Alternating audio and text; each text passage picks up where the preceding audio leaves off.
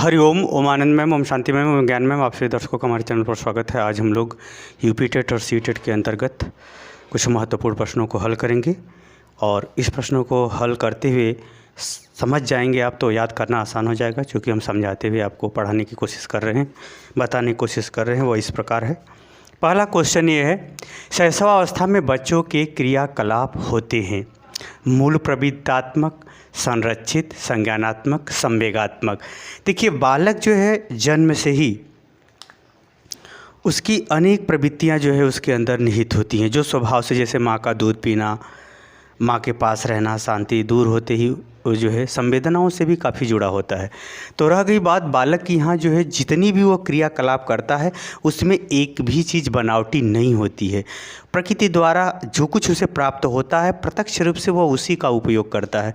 उसमें किसी भी प्रकार की भावनाओं का आदान, उसकी भावना होती है लेकिन वो भावनाओं का आदान प्रदान नहीं करता। ऐसा नहीं कि माँ के प्रेम को समझता हो, माँ को पहचानता हो, इसीलिए ये संवेग वाला नहीं होगा विकल्प।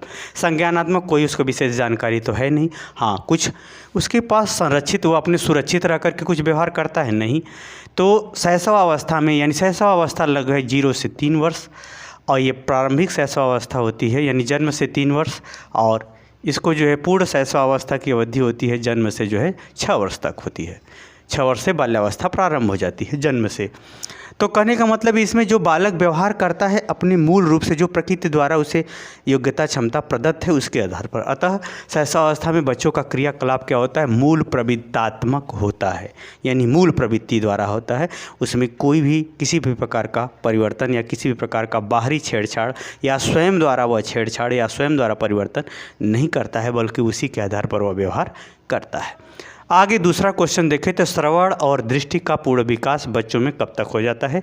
श्रवण और दृष्टि का विकास यानी बालक सुनाई देने के आधार पर व्यवहार प्रदर्शित करना, दिखाई देने पर व्यवहार प्रदर्शित करना, ये सब बालकों में जो है 3 से 4 वर्ष की अवस्था में ही विकसित हो जाता है, जिसके आधार पर ये विकसित होते ही भाषा, ज्ञान, शब्द जो है, उसके बाद व्यवहार, क्रियाकलाप इत्यादि का बहुत तेज़ी से विकास होता है। तो जो श्रवण और दृष्टि का पूर्ण विकास बालकों में जो है 3 से 4 वर्ष में हो जाता है। वही अगर हम जननेंद्रियों की बात करें तो किशोरावस्था में होता है। तो यहाँ जो है श्रवण यानी जो सुनाई देता है, दृष्टि का मतलब जो दिखाई देता है, श्रवण और दृष्टि दोनों का पूर्ण विकास 3 वर्ष या 4 वर्ष की अवस्था में हो जाता है। जो बालक जितनी ही मानसिक क्षमता का तेज होता है उतना ही ऐसा विकास जल्दी होता है, यानी 3 वर्ष में हो जाता है, और नहीं उतना तेज है, सामान्य है या थोड़ा, तो ऐसे बालकों का जो है 4 वर्ष लग जाता है। अगला तीसरा क्वेश्चन है, मानसिक स्वास्थ्य और इन विकल्पों में से में किसका घनिष्ठ संबंध है? मानसिक स्वास्थ्य,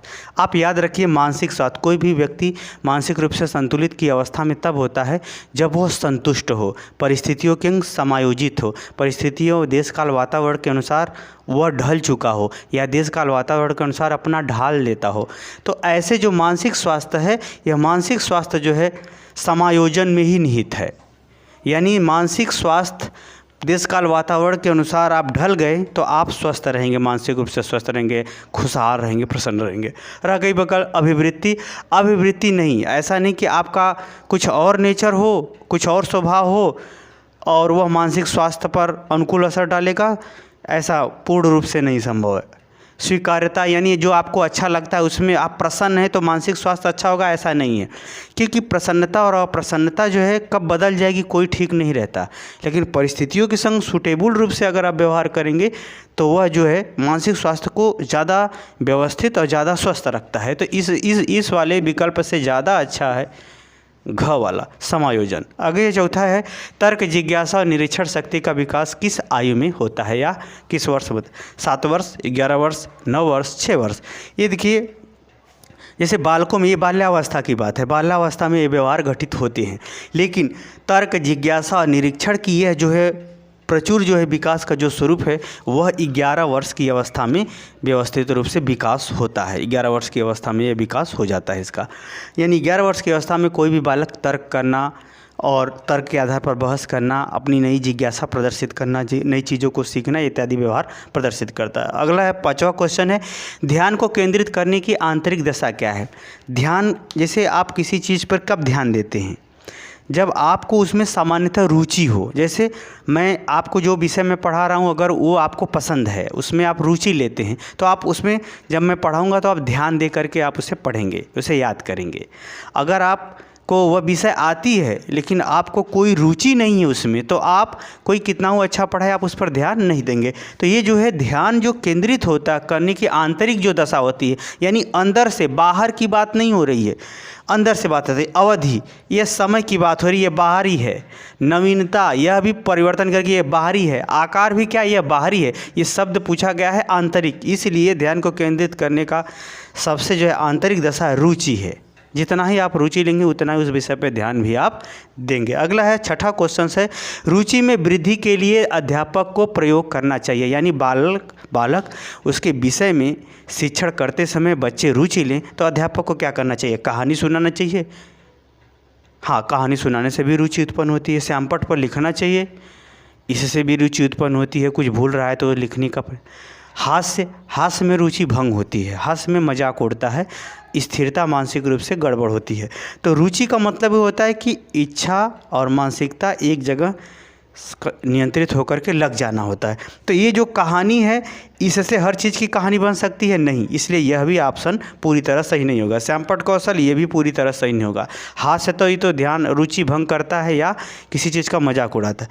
ये जो चौथा प्रश्न है, यानी अध्यापक को प्रश्न पूछना चाहिए। अब प्रश्न कैसा, पूर्व ज्ञान से पूछे या उसके विषय से संबंधित पूछे, या वह जो है कहानी से संबंधित पूछे, या फिर उसके जीवन के अनुभव से संबंधित चीज़ों से वो पूछने लगता है प्रश्न और उसे रिलेट करके पढ़ाने लगता है, तो बालकों में रुचि उस विषय के प्रति बढ़ने लगती है।